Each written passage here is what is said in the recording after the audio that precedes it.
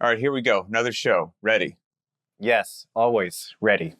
These are the ones, not that we don't enjoy everything that we talk about, but Sure. it's always fun when we get something from the community that we can kind of kick around a bit and have fun with. So that's what we're going to do Yeah. today. This was not a post on the YouTube channel. I actually think this was a direct message somebody sent into btwb. So it's from Brian G. He says, first of all, you two are creating awesome content. Thank you, sir. Yes, thank you. Let's see. Keep it coming. We'll do our best. If you don't mind, I'd like to propose a topic for a future show. For some quick context, I'm a physical therapist. Now, there's an inside joke because I know Adrian just made some friends in the physical therapist community with our episode a couple ones ago. We had the doctor on. So I'm a physical therapist, but more importantly, teach a strength and conditioning class at our local university.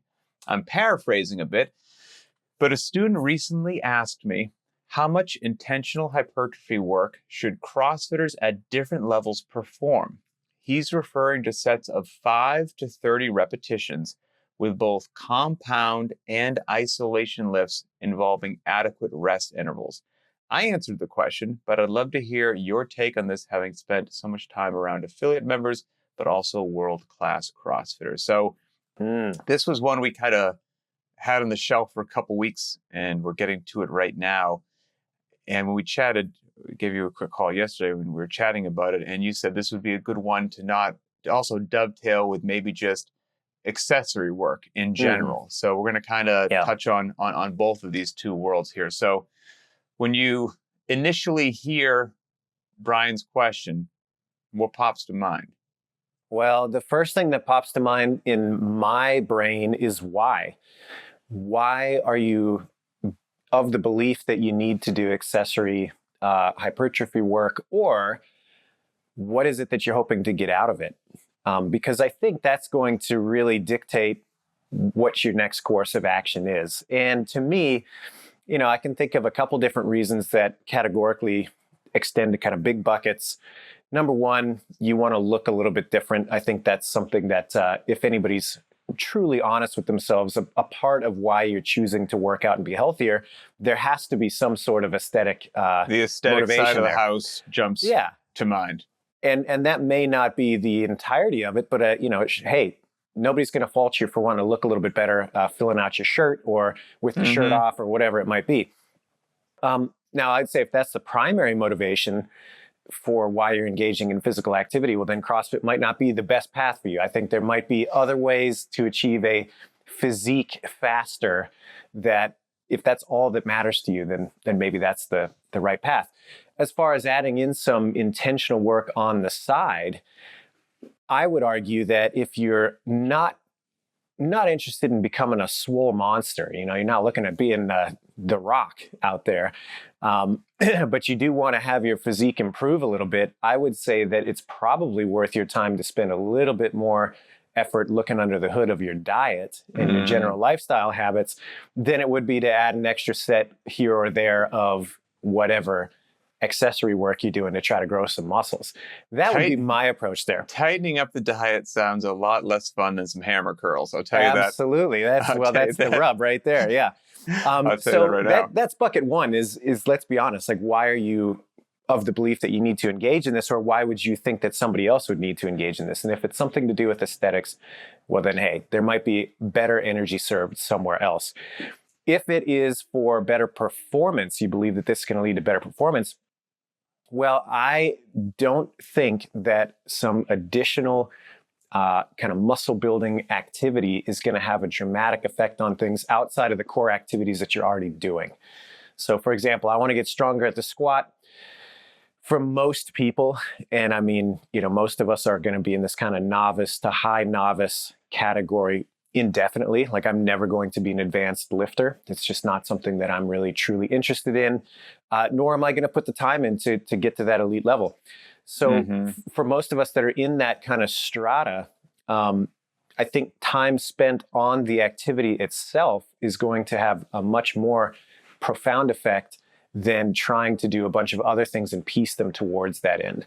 So the example being, if I want to squat heavier, adding some more sets of squats in is going to be better for me than believing I need to sit down and do some hamstring curls and some leg extensions or whatever other movements might categorically end up as intentional hypertrophy work or whatever. Yeah, I think you're onto something there with maybe one or two asterisks or caveats that maybe we'll touch on when we hit the accessory work, because I don't want to get ahead, because while I feel accessory work should always be considered 100% optional, completely, you don't have to do any of it your entire time on this planet. If you're doing well-structured programming, you'll be fine for life.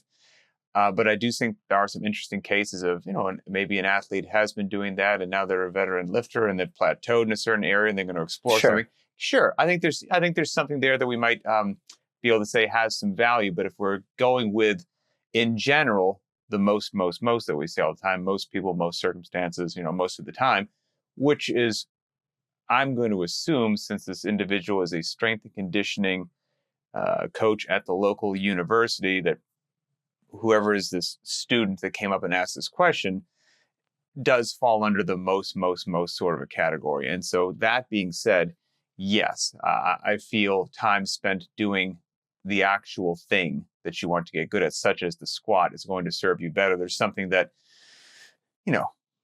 Greg used to say all the time, such as that, you can, and I'm living proof of this, and so are all my friends, that before CrossFit, we did classic bodybuilding, which is, hypertrophy training, really, largely sets of 8 to 12 repetitions, resting a minute or two between each, things that are generally geared towards bodybuilding and aesthetic. I mean, that was basically my entire pre-CrossFit training, period, end of story. I'm very familiar with it.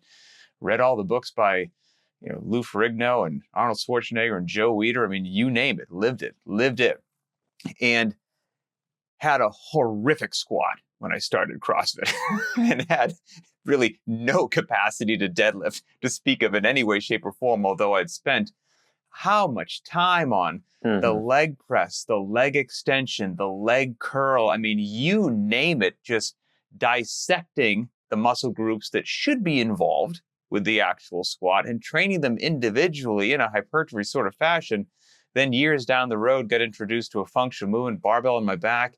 And I mean, maybe it's not fair to say that none of that translated, but I'm here to tell you, for as many hours and years that I spent doing those things, it was woefully inadequate when I hopped onto the old full body movement. And I would have probably been served so much better if for the previous 10 years, instead of heading down to the gym and doing that classic bodybuilding style, somebody had just taught me the squat and taught me the deadlift and taught me the power clean and taught me all of those things. That would have been fantastic. So like you're saying, yes, I think you're better served. And I don't think you can deconstruct those movements, largely speaking, and then hope to magically reconstruct them and have them make the actual compound movement better.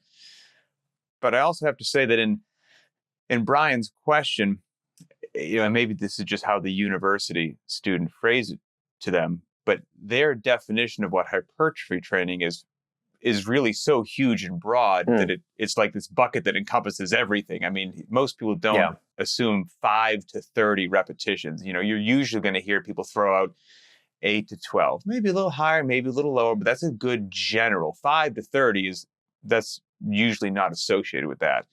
And then it's going to be more single joint isolation sort of movements, but they're doing both isolation and compound lifts. I mean, see, this person's talking about a huge rep range and both isolation and compound lifts. So if we talk about what most people would think of when you said hypertrophy training, bodybuilding style, training, as I just said, 3 to 4 sets of different lifts, 8 to 12 reps, resting a minute between each. And generally speaking, you're looking to increase the size of your muscles, and there is an aesthetic value there. And, there's also a want versus need. I do not believe with all of my heart and all of my experience and all of my everything that if you want to get better at CrossFit, I do not think most people need to do that. Yeah, as I say every now and then in the show, if you want to do it, you've got the time, your body can tolerate it, your schedule can allow it, it puts a smile on your face, it keeps you walking into the gym more frequently because you love to hit some curls and some bench, whatever it happens to be, awesome. You're not going to get any flack from me in any way, shape, or form. but just realize it may not have as big of a payoff to some of the more functional movements and the compound lifts and your overall fitness as potentially, those old books that I used to read back in my pre-CrossFit days would lead me to believe. That's all I would say. Yeah, I agree with all of that. And particularly kind of the no harm, no foul approach. I kind of came out a little hot in the beginning there, but that's all right. To temper that a little bit, I don't think there's any harm in it other than the fact that each of us only has 24 hours within the day and so much energy to pursue things. You just have to start asking yourself, how much of the pie slice is this particular endeavor starting to occupy? And, for my money, I think what you said was right on there as far as, the average person that just wants to get real world fitness out of their program and does CrossFit to develop that.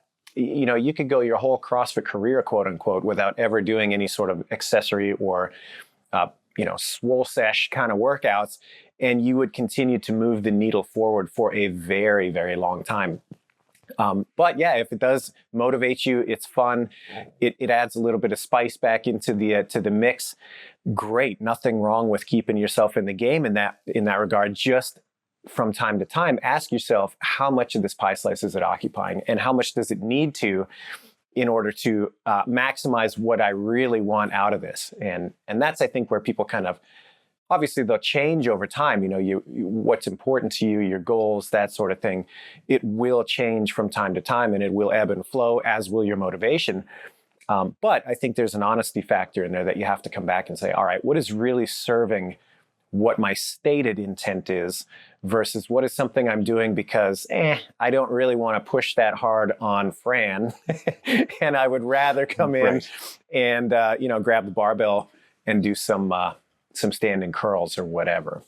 What do you say? I've heard maybe this same question just phrased differently, which is, hey, look, I'm on the smaller side. Who's kidding who? Mass moves mass. I've got these bird legs. I'm not going to have a great squat with bird legs. Think Joe Alexander. And so now we have to. And so now that was a low blow.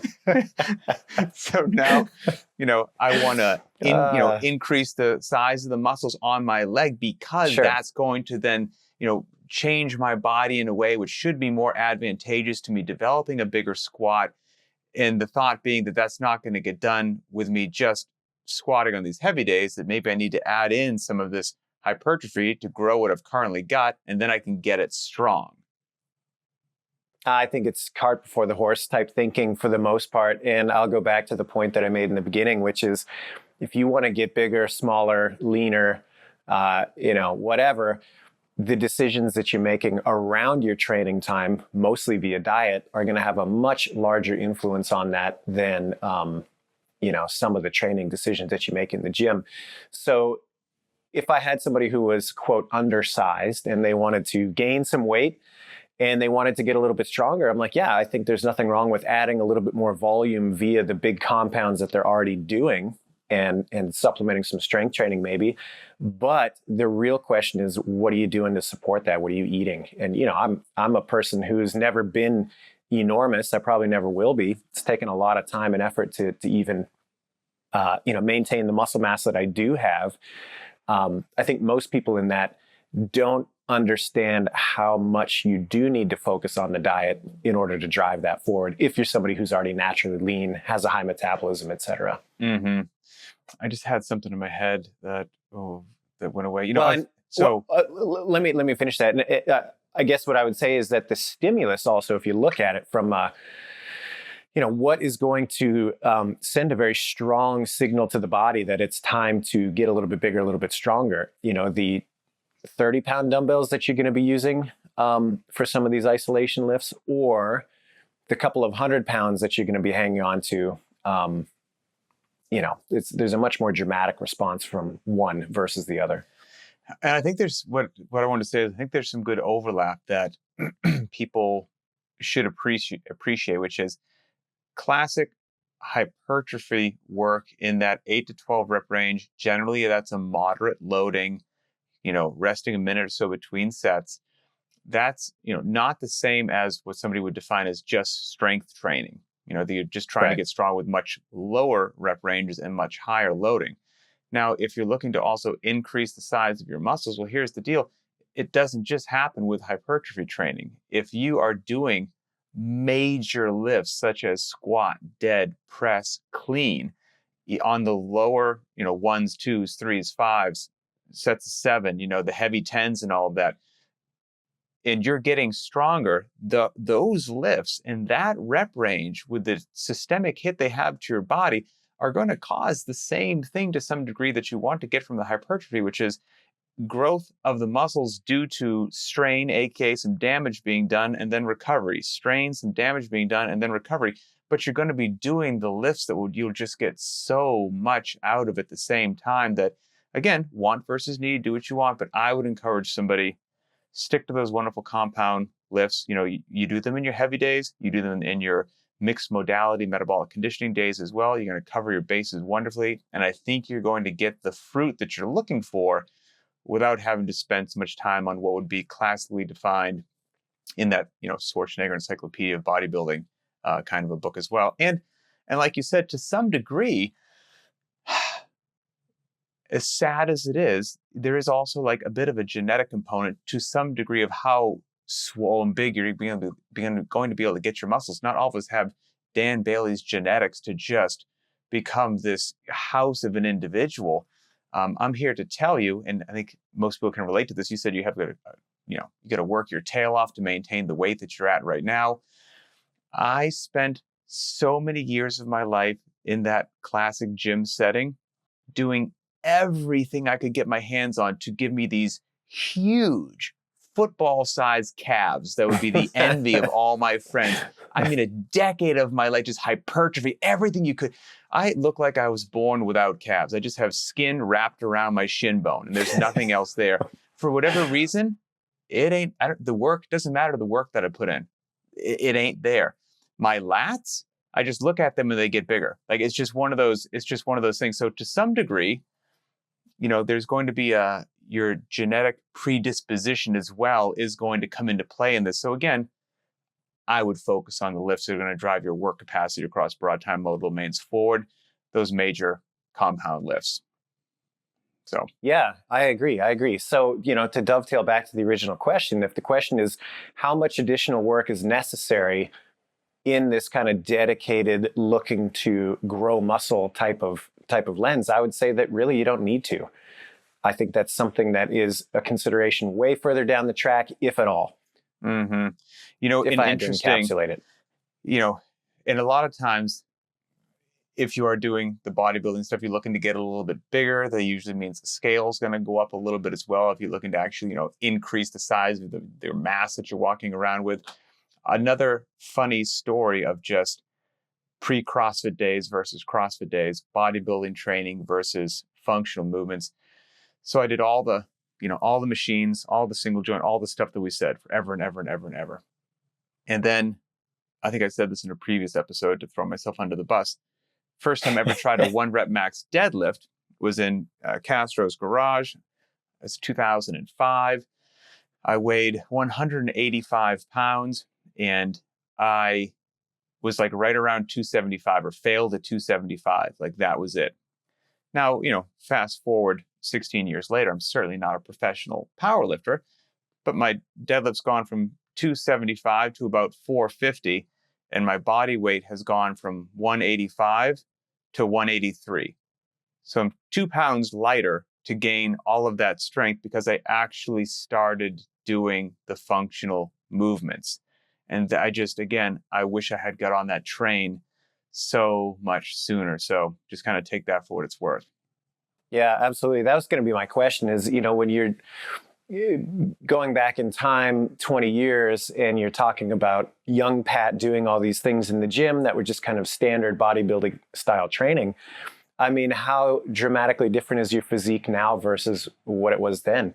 Because I have a somewhat similar experience. I didn't spend as much time doing that. And that's my conclusion too is when I was young, 16, 17, and, you go to the gym to do some chest press, we used to call it. And and some delt raises and stuff. The difference between what I looked at the peak of that versus my physique now. Honestly, I don't think there's a ton that is different. Certainly, there was not a dramatic change to the positive from where I was when I was much younger than to today. Mm-hmm. Okay, and this might be a bit of a well, hold on. I feel like we've kind of started focusing on this discussion about aesthetics, but what about better performance? And I'm going to cue you up a little bit here.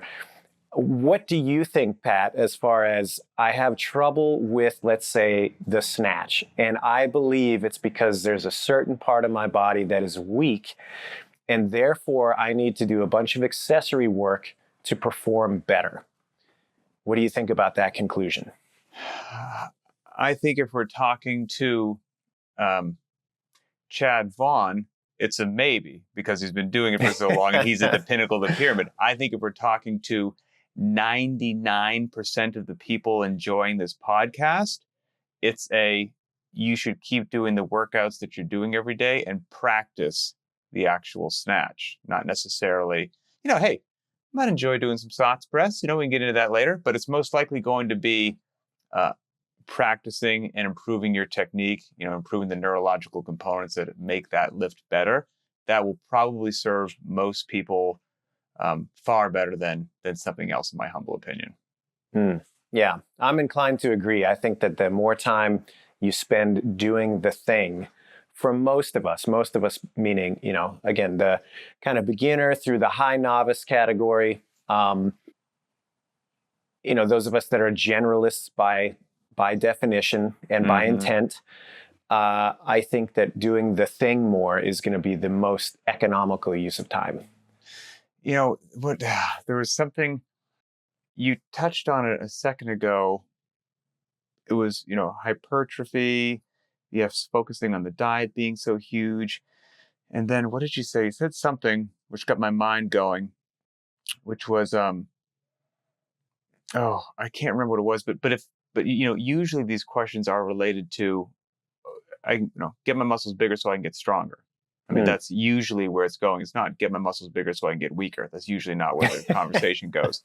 Sure. And this could also be wrapped into the topic that we just keep bringing up so frequently, which is there's also the potential that you are doing too much each day instead of doing one thing and pouring your heart and soul into it. Like, you're just really going to do a 5x5 back squat, and that's all you're going to put on your plate today. And you're not going to add anything else to the end of it. You're going to sell your soul on that. And then you're actually going to allow yourself to recover and then, do the next thing instead of just adding part A, B, C, and D in each day. And then what you're actually doing is just showing up to the gym a little bit tired each day, surviving the workout because you're just so beat down from the 7 parts that you did the day before, and then wondering why this thing isn't moving the needle forward. And then you search the next thing to add to your training block. And I think that can be a vicious circle that just kind of people keep spinning around. And so I would keep that. Just do an honest self-analysis, as crazy as it is. The way forward might be through doing less and doing it with more intensity. Yeah, absolutely. And I think something to piggyback on top of that, if we're talking about, and maybe this is reading between the lines a little bit too much, but we're in a university setting, somebody's asking about like dedicated bodybuilding style training. To me, again, reading between the lines, I would speculate this person probably isn't that old, hasn't been training that long by extension. And there is this kind of pervasive belief that things will happen just so rapidly that if they're not happening rapidly, there needs to be something else that I need to do to accelerate the process. And I think that can be, honestly, just a lack of experience talking sometimes about the realistic time frame with which progress happens. And just because something hasn't happened week 2 doesn't mean it's not happening. It just means that you have to respect the time it takes to let that process unfold a little bit more. So that would be something else I would push back on, is like, okay, like, what are we talking about here? We're talking about somebody who is new to CrossFit, and they're just on the beginnings of their training path, and we haven't really seen what the result is going to be yet, just by extension of them not engaging with it long enough. Do we really need to start adding more variables? Probably not. We probably need to see how this one plays out first before we make any assessment. And we need a good 6 months, 8 months, a year, to really make some solid observations there. Maybe that's a little bit too long for some things, but you should obviously be seeing progression along the way there. But it takes a while to build strength. It takes a while to build significant muscle. These are not things that happen overnight in a vacuum. Okay, yes. I think we're ready to move on to the next thing. But what cracks me up is that based on what you just said right there, of how it takes time to do things. One of the things that always just cracks me up is everyone will generally nod in agreement of like, yep, it takes time to get strong. We're talking years. You got to put in the time and effort. It ain't going to happen overnight. But I feel like there's an incredible disrespect, and people just think in a month or two you can develop a world-class engine. And it's just like, well, then why aren't we all running 5:30 miles? And you just snap your fingers, and 6 weeks later you're just. And anyway, sorry, that was a. Well, and I mean, I think you could say the same thing for skill development. People look at some of these movements like a muscle up or being able to walk on your hands, and they're so prevalent these days. There's so many people can do them now that I think it's easy to forget that that's going to take a while if you've not been exposed to that skill ever. For going from that state to, okay, I'm competent just kicking up and walking on my hands, like that's not an overnight thing for the vast majority of people. That's going to take a while, and that's okay. That's part of it. I think we gave Brian a good answer. Hope that serves him well. Yeah, I hope so too. Again, it just want versus need. That's probably a good way to summarize it. Real short: want versus need. Yeah, so, and just being honest. I think you said, reflecting honestly about what is the intent behind your training. If you can figure that out, it's going to answer a lot of questions with a lot more clarity for yourself. All right, so now moving on to your friend and mine, accessory work or additional pieces. There, you had another term for it. We spoke on the phone yesterday. I said auxiliary. Auxiliary work. Okay, yeah, great. Same thing. Yeah. So accessory work, I've got definitely some thoughts and opinions on it. I'm happy to go first. You can launch in. You let me know.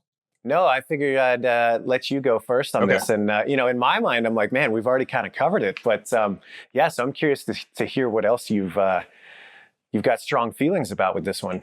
And maybe it is a little bit repetitive, because one of the first things I wrote down with accessory work, I wrote next to it, why? Yeah. And in my mind, if you're doing anything, I always have to frame the conversation right. If you are a CrossFitter concerned with, then it's like, why are you concerned with CrossFit, right? Do you want to do well at the local comps? You need to get good at a little more volume? Are you just a working mom or dad looking to have a high quality of life, stay out of the nursing home for as long as possible, be able to shovel your driveway in the winter? Like that's generally, at least in my mind, who I speak to. I don't speak to the competitive CrossFitter. I speak to the regular person looking to have a high quality life.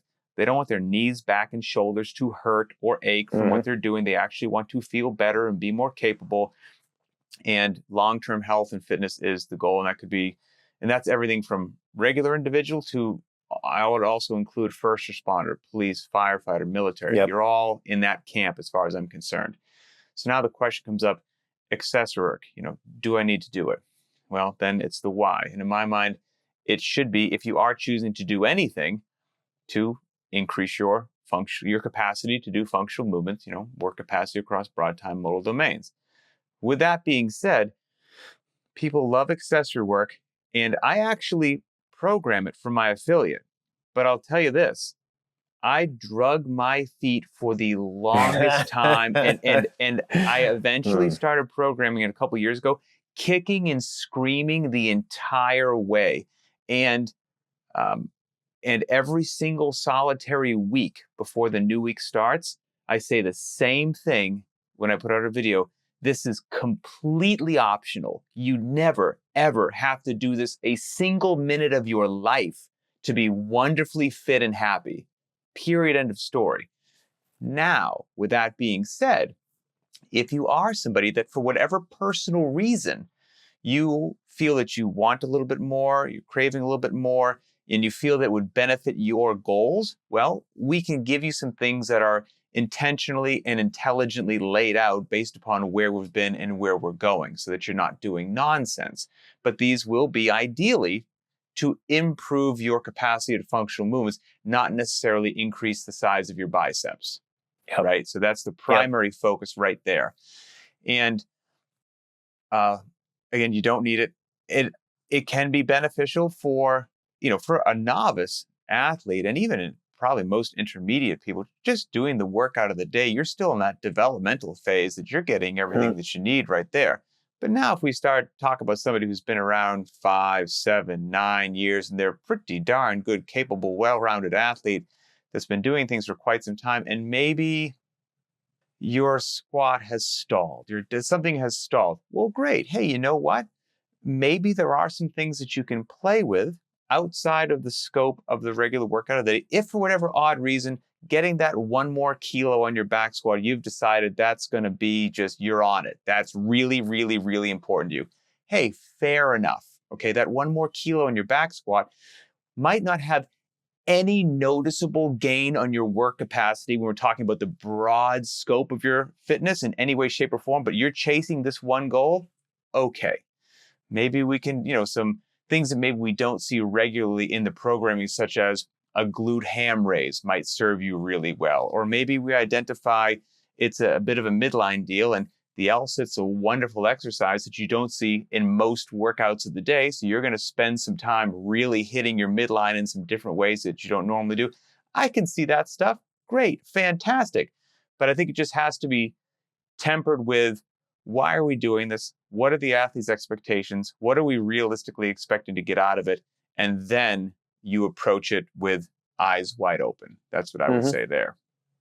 Yep. And again, the one thing I would add to that is, how big of the pie slice is it occupying? Or how big a pie slice is it occupying of the whole?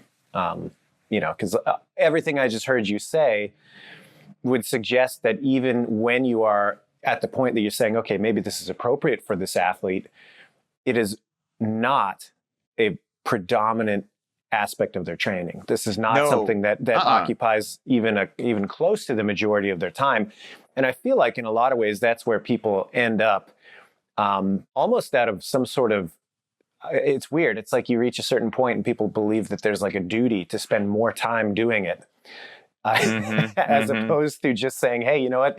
It's great. The train is on the tracks. I don't need more. I can continue doing what I'm doing. It almost seems like there's this very kind of natural human need to continue adding to the pile until eventually it becomes untenable, and then you have to figure out what stays and what goes.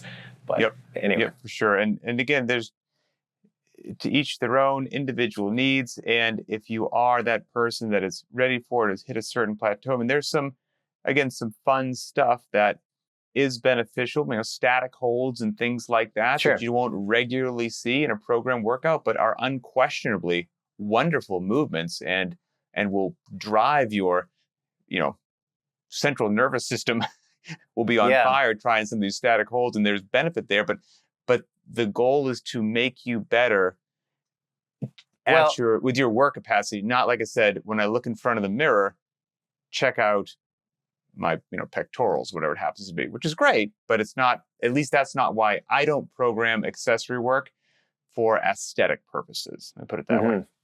Yeah, it's interesting. That kind of opened up my mind to like, well, what are we, when we say accessory work, I mean, does technique work? Is that accessory work?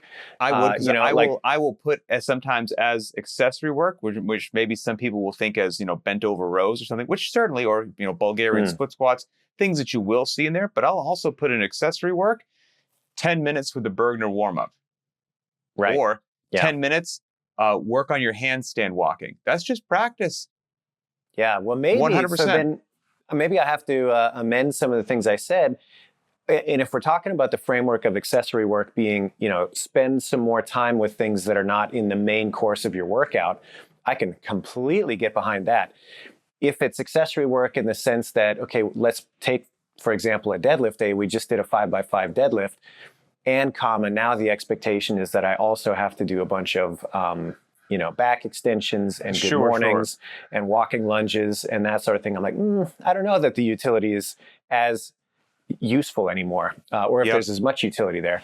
Well, so I think the link was to how, at least in my mind, if we're going to do something extra, so to speak, it's the stuff that I just mentioned with the goal of where I want it to go, meaning to actually drive your capacity to function movements, not potentially, again, reading maybe between the lines of Brian's original question, which might be, I'm going to do some extra accessory work that's more aesthetic based, bodybuilding based, and it may not drive the needle with my work capacity. That's where I would say, if you want to do that on your own, more power to you, but I'm not going to program that. And if I am going to program something that potentially would help your biceps look great when you go to the beach, it's going to be, 3 sets of supinated strict pull-ups. That's going to get some bicep work right there, but it's not going to be a concentration curl. Do you know? So that's kind of in my mind. That's how that kind of all rolls around in there. So that's just my 2 cents on accessory work. Yeah, fair enough. And last thing I'd like to kind of brush on here is just the opposite end of that, which is people that are responsible as coaches or, they're designing programs, things like that. I think the approach that you're talking about is the most beneficial, meaning that you do not put a lot of primacy on that accessory work. That is something that's like, it's almost entirely optional. 100%. I think a lot of people get to the point where they believe that the success of their program is largely determined by the types of bells and whistles that they place around the main course of what somebody's doing for the day. And that, to me, is I'll tell you why, Boz. I'll tell you why, because it's a slippery slope. People love it. And for sure. It can be a shiny fishing lure distraction that your actual work of the day ain't enough. So you just lure people in with all this other nonsense that we're doing. The nonsense shouldn't be the main course. The main course should keep most people really satisfied the overwhelming majority of the time. That's, my 2 cents on that. And here's the other thing, which I drug my feet for so long to even add in accessory work. And then I bang the drum all the time about how it's completely optional. I truly mean that. Is there's in my opinion anyway, in my experience, a large number of people, this was one of my fears, that feel this compulsion to do everything that's written down for the day. Even if you shout from a mountaintop that it's optional, if it's written on the day, they're going to feel like they didn't get in a full sesh unless they do it. Even if they're tired, even if they should just stretch and go home. I know he said it's optional, but I should probably do it. No, you shouldn't. No, you should not. You should just go home. So that was the other thing that just it made me nervous. That's all. Yeah, I've observed that quite a bit, where you have, for example, a program that has, the outline class for the day, and then it's got some little bonus work at the end of it, or like or God forbid, like a competitor's kind of thing at the end, which gets really tricky, because now you're starting to label that like, well, if you really want to get good, here's what you have to be doing. And I've seen that, time and time again, where one of two things happens. Like you said, people that don't really need the extra work, they are just beating themselves up, and they'd be better served to go home, rest and recover, and come and be able to put forth a good effort on the next day rather than just grind themselves out. Or you have this mentality start to develop of like, I don't see the workout as this 1 hour thing anymore. I view it as this 90-minute thing, this hour, 45-minute thing. And the effort that I put forward in that core workout is not significant. What is significant is that I make it all the way to the end of every single rep. Survive. And so it's okay for me to come in and put in a 7-minute Fran when I know I could have done it in 4, because I have another 45 minutes of work waiting for me on the tail end. And that's what's really going to drive the needle forward. I think that mentality is super insidious, and you got to watch that one. I had a conversation with somebody the other day, and I read their post that they wrote, and they had lived a lot of their CrossFit life in what you just said. And it's so tied into what we talked about today. By the time this show posts, there should have been a show that already posted about, will one workout a day make you strong? And we're always beating the drum of like CrossFit minimalist, less is more, respect the heavy days, don't overdo it. Intensity drives results. If you're doing too much, you're not going to be able to do that. It's all circular. And this individual's post summed it up so well. He'd spent several years in that sort of a part A, B, C, and D training. Every day was a rushed 15 minutes to find some sort of a heavy lift, followed by whatever it was. That after a while, he said, I wasn't going to the class with the mentality to crush it. I was going to the class and I just had to survive the day. And so I would do everything moderately because there was no way to do it any other way, because tomorrow was just another session like this and then another session. And you would just be exhausted or break. And so again, the more is better. It's an insidious thing. So please don't feel the need to add the accessory. Don't feel the need to add one more thing. For a lot of people, a great night's sleep, a really clean diet, and doing their best, intensity is a relative thing based on how they feel that day, to smash the workout that day in the most intelligent fashion for them, you're going to be great.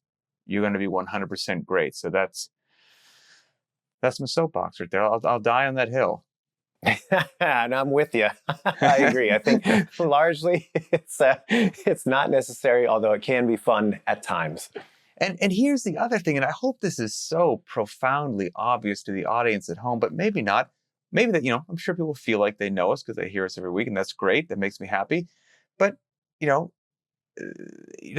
truly know us. And so maybe you think I'm saying this stuff every week because, I don't know, I have some hidden agenda to like stick to the core CrossFit methodology because I don't know why, or, Adrian's got to make sure he keeps everybody at work happy. Like I can understand how people would think that, but please know, whatever we say each week is because based upon with these wonderful careers that we've been fortunate enough to have, and all the people that we've talked to, and the countries that we've been to, and the dinners that we've had with all kinds of athletes from every walk of life, hearing what they did pre-CrossFit, post-CrossFit, has led us to the conclusion that it's just actually the truth. As shocking as it is, that most people don't need to do more. And trust me, I'm not a fan of lazy people. So if I thought most people needed a kick in the backside and told to do more, I would tell you to do more.